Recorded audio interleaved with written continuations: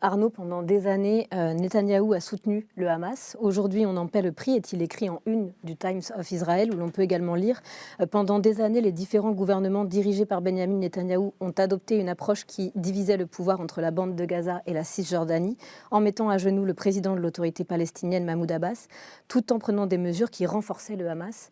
L'idée était-elle d'empêcher Abbas de progresser vers la création d'un État palestinien? Et Netanyahou est-il responsable de ce qui s'est passé le 7 octobre?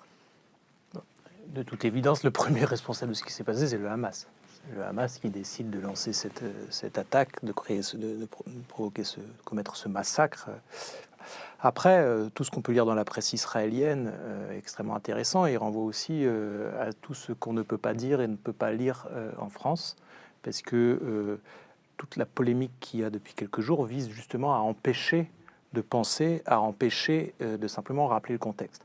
Donc merci de rappeler cette une de Time of Israel. Ce que je sais, c'est que c'est une autorité publique, c'est dit par des anciens ambassadeurs d'Israël publiquement, c'est dit par des anciens responsables du Mossad, qu'en effet, à partir des années 80, Israël, à défaut d'avoir créé, n'a pas créé, mais a beaucoup soutenu le Hamas, en effet, pour faire contrepoids à l'Organisation de libération de la Palestine, qui à l'époque était l'organisation hégémonique, ou en tout cas dominante dans le champ palestinien, et qui était vue comme la créatrice du futur État de Palestine, selon les résolutions de l'ONU.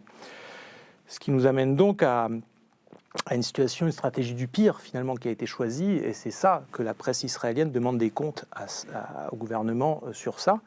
Donc, quelques citations, qui ne sont pas des citations prises sur des sites complotistes obscurs, des citations qu'on peut retrouver sur le site de Haaretz, qui est un journal tout à fait sérieux. En 2019, Netanyahou, devant les députés du Likoud, de son parti, disait « Quiconque veut contrecarrer l'établissement d'un État palestinien doit renforcer le Hamas et transférer de l'argent au Hamas. Cela fait partie de notre stratégie. » Plus récemment, un ministre d'extrême droite, Smotrich, connu pour son racisme exacerbé vis-à-vis des Palestiniens, pouvait dire « L'autorité palestinienne est notre fardeau, le Hamas est notre chance ». Ces gens ont joué avec le feu.